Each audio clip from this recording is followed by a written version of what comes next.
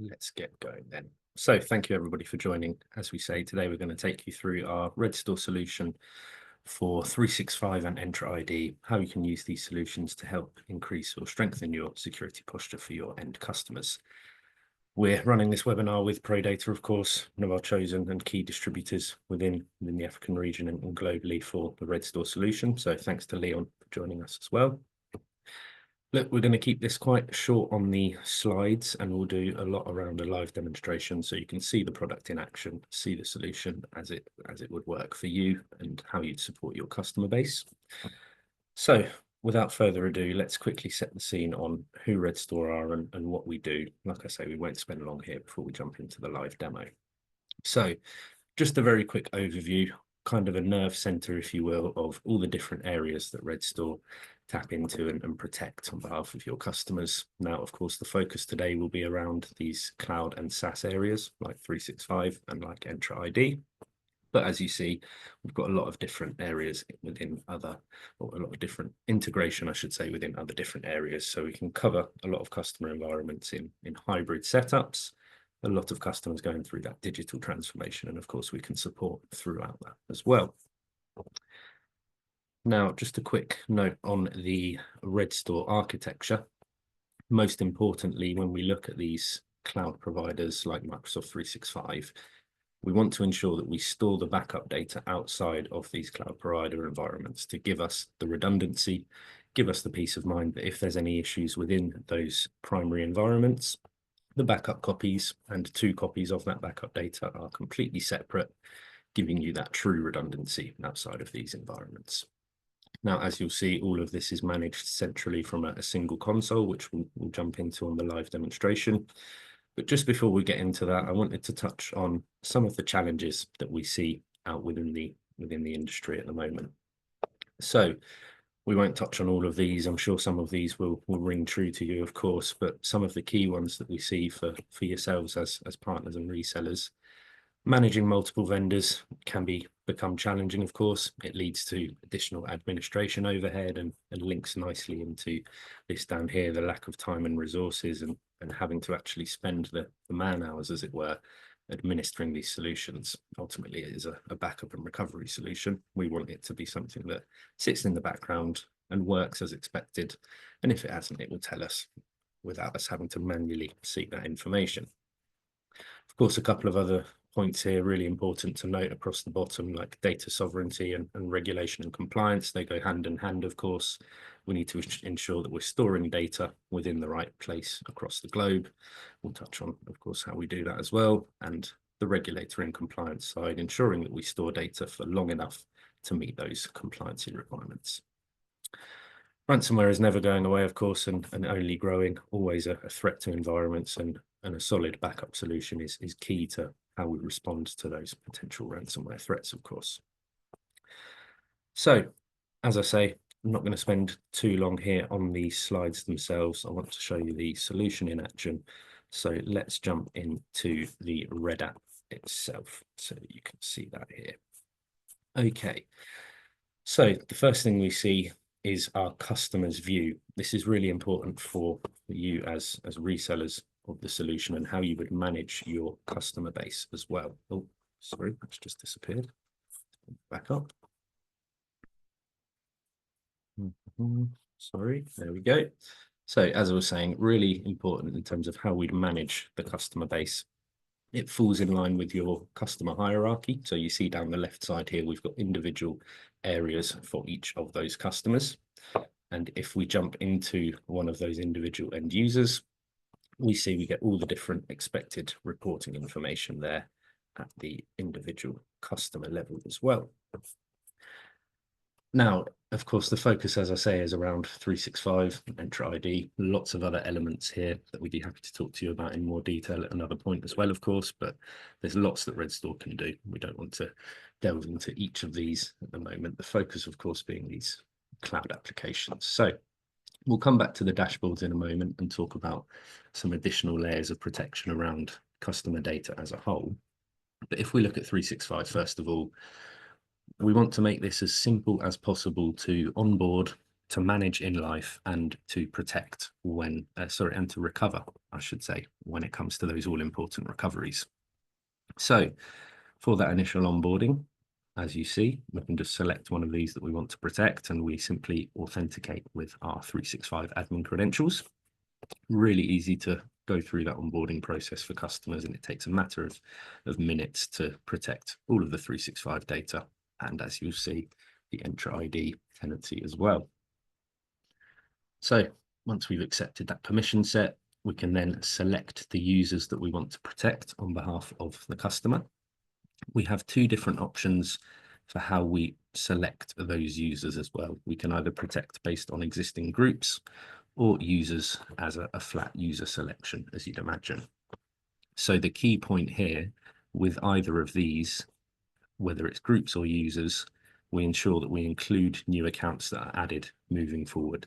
That reduces the ongoing admin overhead once again, makes it very much set and forget, and it means there's no change required to any user provisioning processes.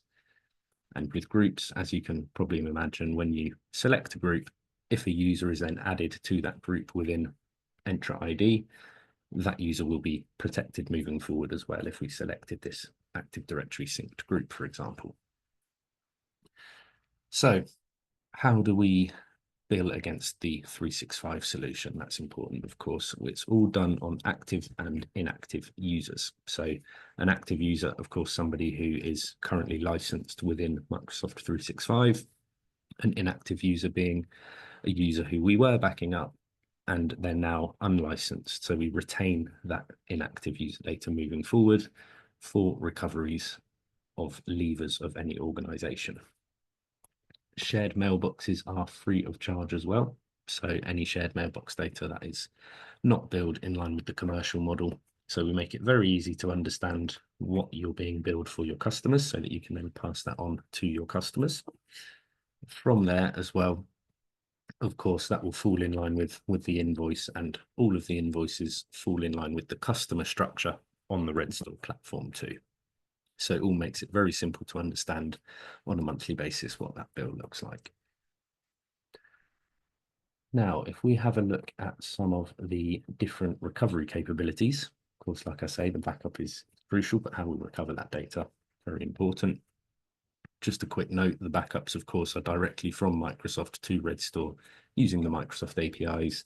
And as I say, all stored outside of the Microsoft environment. So within South Africa, we've got 2 data centers, one in Johannesburg, one in Cape Town. So all within region and separate from those cloud providers, as I say.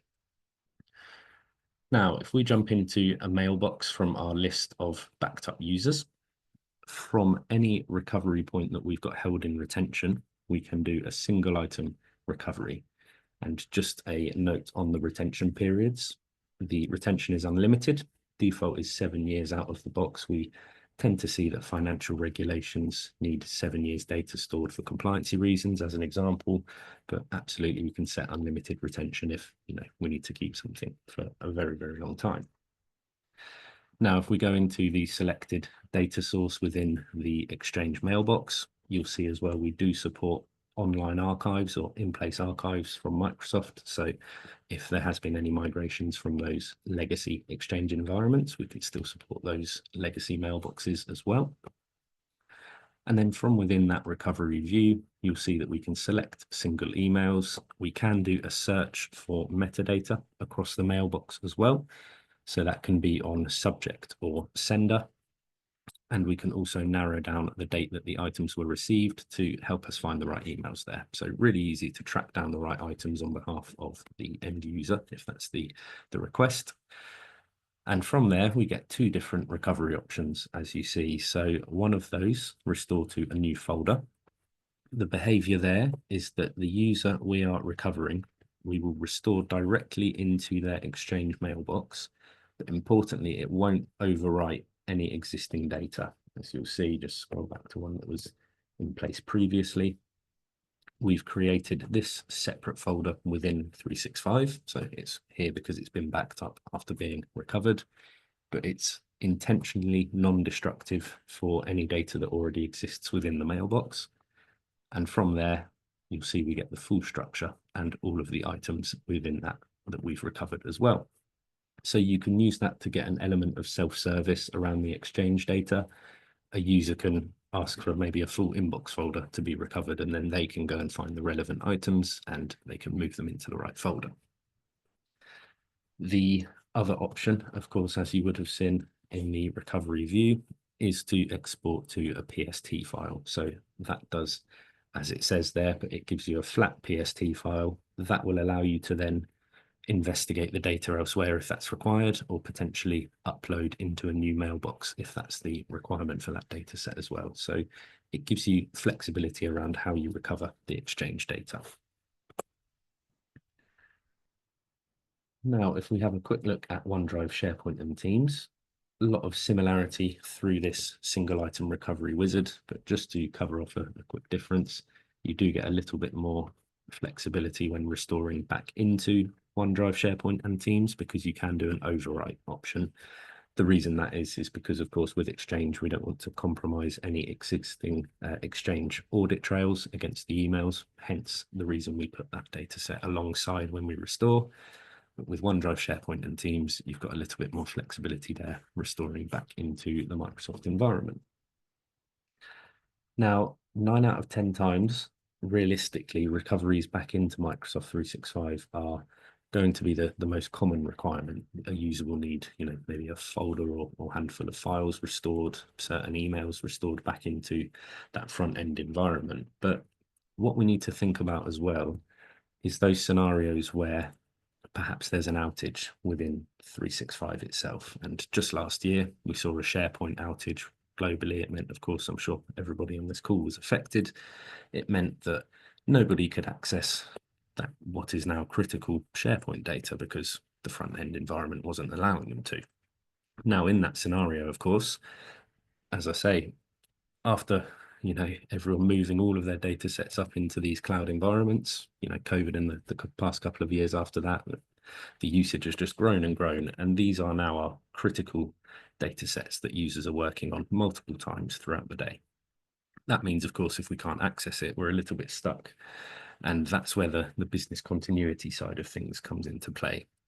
So if we could only restore data sets back into the Microsoft front end, in the instance where we can't access that front end anyway, or maybe just SharePoint, again, we're restoring it somewhere that we can't even get to. So we have to make sure that we've got those recovery methods to restore outside of the Microsoft platform itself.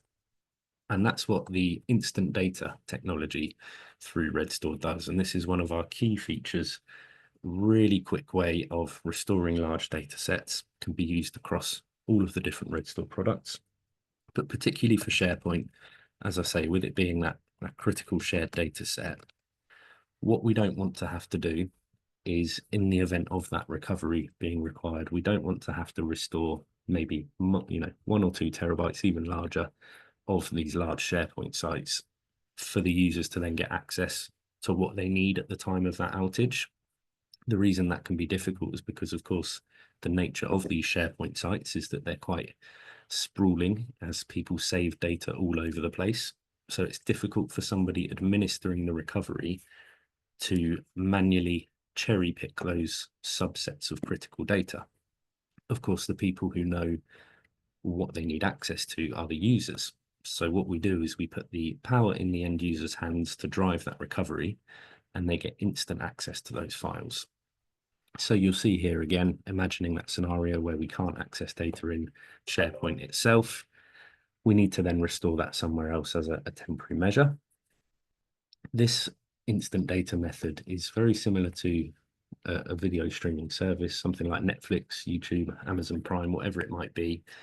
It's very similar in the sense of we create that wireframe structure. As you think you browse Netflix, you're just browsing through a wireframe structure, of course. So we create that very same wireframe structure, as I say, and then through that, users can drive access similar to us as users of Netflix or whatever it might be. Users of that, of course, we just select what we want to watch and it streams it directly to us. Very much the same here with these data sets, as you'll see. So when I drag and drop my colleague's test SharePoint site here, you'll see that it appears straight away on the left-hand side, and we can then click through that document structure straight into the files themselves. And then crucially, as a user, I can drive access to that particular file myself. As you'll see, not only do I get view access to this Excel document, I can also make a change to that file, and I can save that change all while the rest of the data recovers in the background. So again, in that scenario where we only need access urgently to a much smaller percentage of a very large SharePoint site, this is a very strong way of getting access to that quickly. We're not at the mercy of Microsoft being fully operational to access our critical data sets.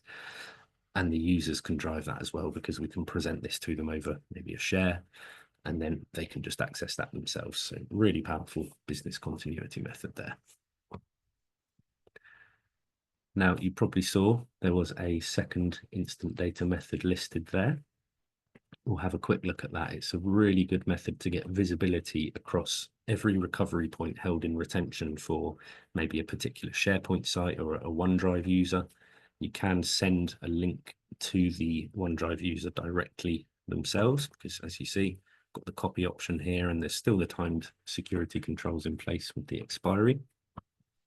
But this temporary file access method, really good way, as I say, to view all of your data sets within retention.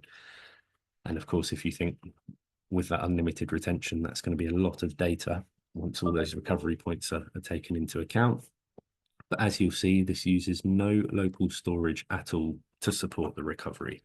We mount that virtual drive. I can jump into my list of volumes here, into that Z drive. As you'll see, it will start to load with all of those different restore points. And then we can jump into any one of these. Let's take this, for example, into one of our 3 backups of the day from the 25th. And again, very similar document structure that we've just seen, but this is consuming no local storage whatsoever to give us access to these data sets. So we can get view access initially, and from there, we can copy that into our local file system, or we could copy that back into the Microsoft 365 environment, where it becomes a fully restored read and write file at that point. So that instant data temporary method, with it being an option for OneDrive users as well, it's a really powerful way to ensure you can access data for users who no longer are present within the organization. If they've been removed from 365 entirely, you can use the PST recovery for Exchange, as we looked at. You can use one of the 2 instant data recovery methods for their OneDrive data specific to that user. And that means you don't need to retain an active license within Microsoft 365 for the user to tick the box of accessing their data for compliance reasons once they've left the organization. You can rely on the backup data to do that, and it means that you can make a cost saving within the Microsoft 365 front end as well. Okay, so as I say, Teams is very similar to SharePoint as well. You get the instant data recoveries across there. And the only thing within Teams that we don't protect is private chats. Everything else, private channels included, and everything else within Teams, all supported and recoverable through Redstor. Okay, so just before we jump into the Entra ID side of things, I just wanted to touch on a couple of bits in the dashboard here. Of course, importantly for you guys as service providers and resellers, being able to monitor errors and understand what's gone on across your customer estates is really important. And you do get that holistic view across your entire customer base, or you can filter across different companies as well. And of course, different products within your customer base as well. So you can understand who has potentially suffered a warning or an error, and then you can drill down into that, view all errors, and it will give you details across what the errors might be. So really important, of course, not just having a backup solution in place, but having something that we can easily keep on top of and monitor and understand the status across our customer base. One of the other really useful tiles within the dashboard here is the suspicious files view. So we go back a step just to get a slightly longer list. As you see, these files are in a quarantine state. So what happens is Redstor has a machine learning model, which uses, of course, AI to detect threats within a backup set. Now, we constantly continue to train this model. We feed it with millions of test files on an automated basis weekly, and we'll continue to do that as well, of course. And it also learns from customer and partner interactions. So it's very up to date with the threat landscape that's actually out there. Really good at detecting those threats that are fresh to the cyberspace as well. Now, as you see, we get some probability scores here in terms of how confident the model is that this file is a threat.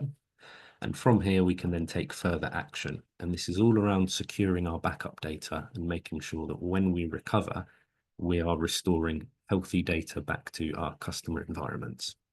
So the two options we get, as you see, one of those is to mark the file as safe. If we do that, it is then released from quarantine back into the recovery point and available to restore moving forward. Of course, you would need to go and investigate wherever the file is stored based on the file path and ensure that you're happy it is a genuine safe file before you do that.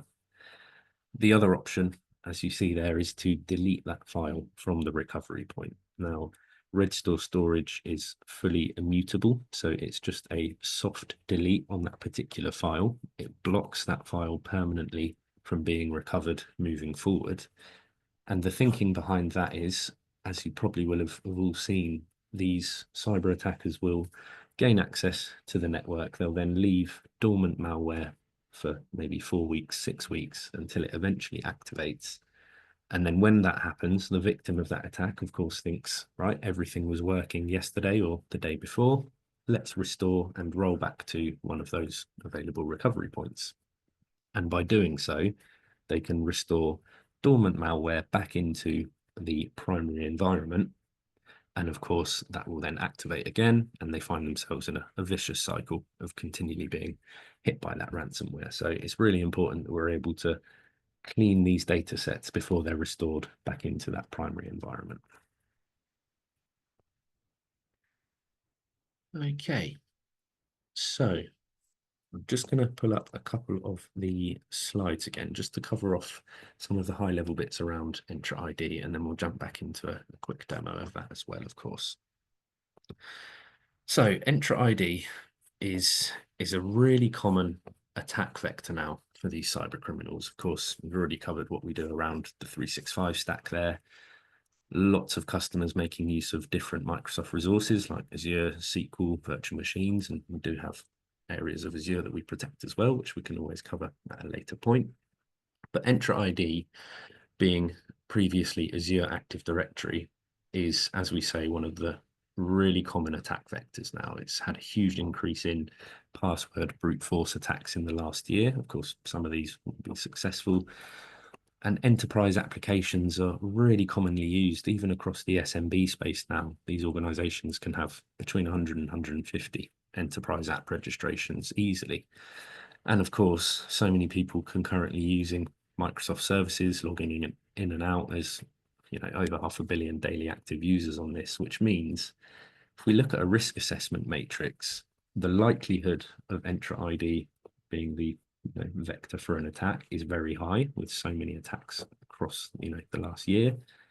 And the effect of that attack, given how many people are using Entra ID, the effect of that is huge. So of course it places Entra ID right up in the top corner as being a real high item on that risk assessment matrix.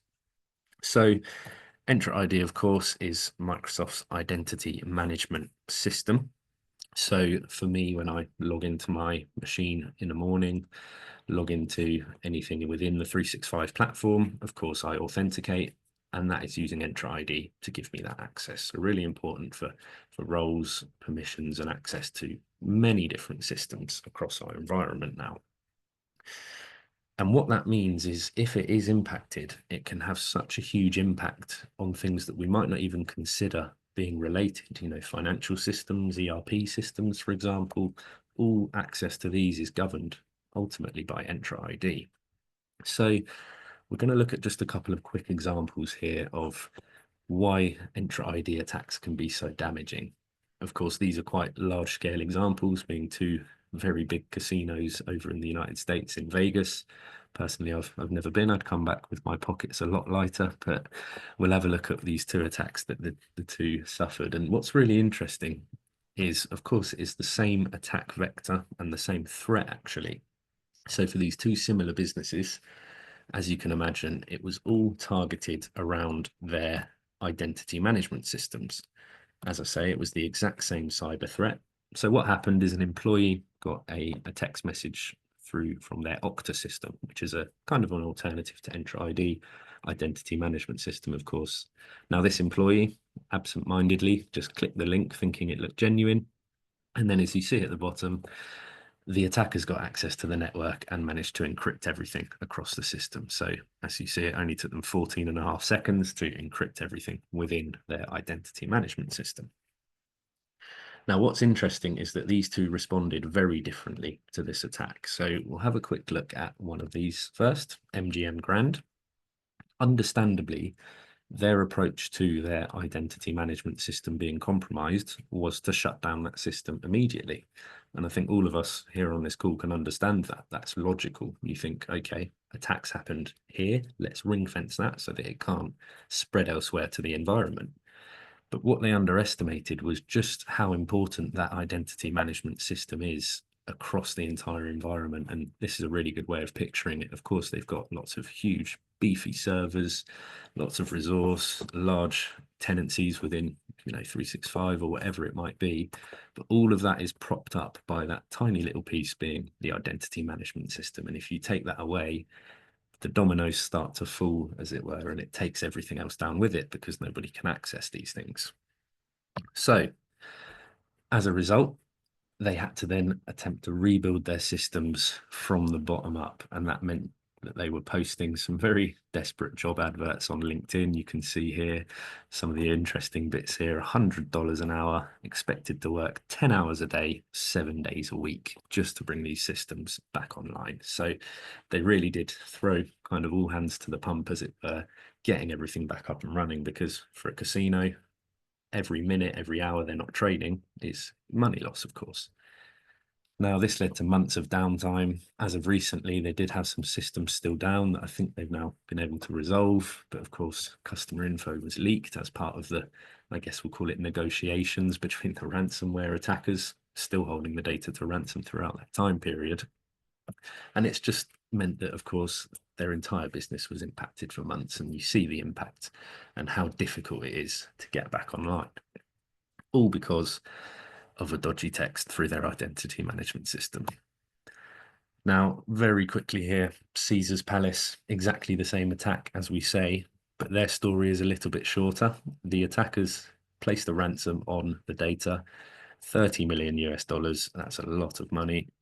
And as you see, the casino negotiated very quickly down to 15 million, and it's all available publicly online in their online financial statements. Probably not the nicest thing for them to have to admit, but they did get all of their data back. Everything was back online in hours. Now, that's good for them at the time, of course, but what this does is it puts a big red flag on identity management systems, and it means that these cyber attackers now will be sitting up and seeing the results that their counterparts have had from attacking these systems and think, right, there's a gold mine here. We can attack these very easily and make a lot of money out of these cyber attacks.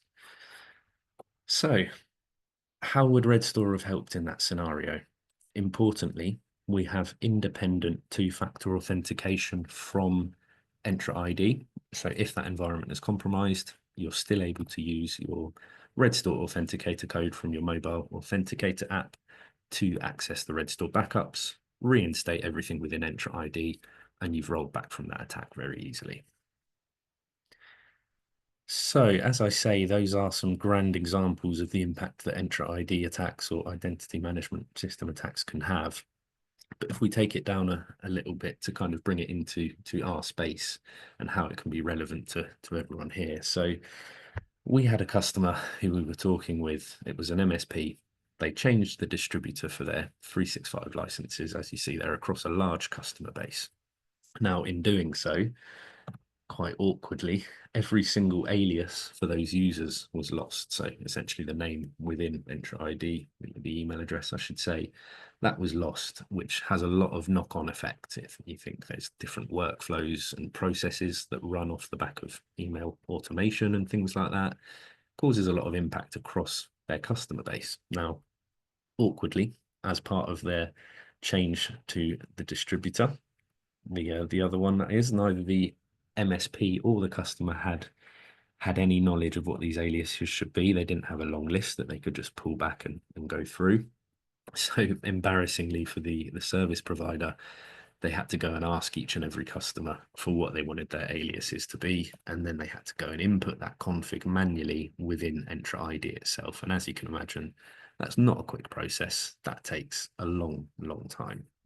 So how would Redstor have helped in that scenario? Let's just jump back to the Red app here. If we have a look at our Entra ID solution, one of the key things is how we recover different attributes across these areas of Entra ID. So thinking about that scenario, potentially if we needed to restore, the alias for an email address or multiple, we can go and find a relevant user here. Not only can we view and restore individual attributes for objects within Entra ID, we can do comparative restores as well. So a really good way of thinking about this was, let's say we'd done that migration of our tenancy, as in that example. Let's say we'd done that over the past couple of months. I'm just going to roll this back to show you a lot of the difference here. But imagine we'd done that change sometime between those two backup points. Rather than entering all the config manually, you'll see there that we can compare the changed attributes for the users. We can even search, so we could search for the attribute for the alias. And then from there, we can very easily restore those user attributes. As you see, we can restore from one of those selected recovery points.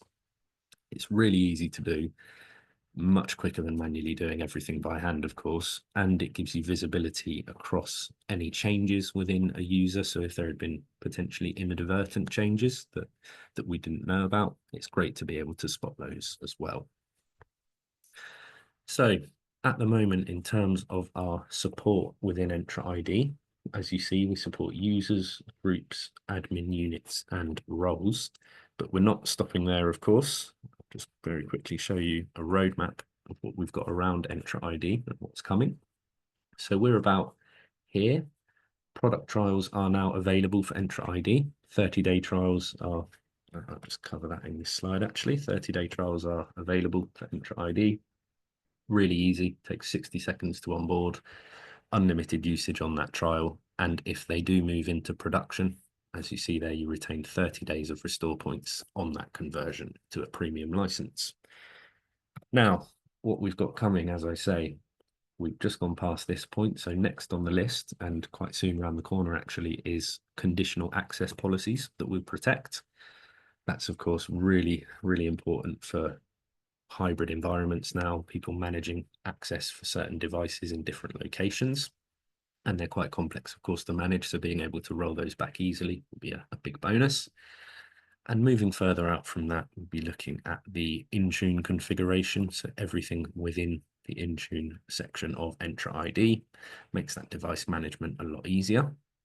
And moving further out into the second half of the year, it will be some key areas like those enterprise app registrations, audit and sign-in logs as well, and crucially BitLocker keys within Entra ID. So we're really treating the Microsoft stack with a priority. We understand how many different areas of the Microsoft platform customers and service providers are using now, whether it's be mix of Azure, 365, SharePoint, etc., and Entra ID, and maybe things like Azure SQL as well. We know that it's really common to have those broad estates with Microsoft, and we need to make sure that we're able to protect and support all of those from our single app as well.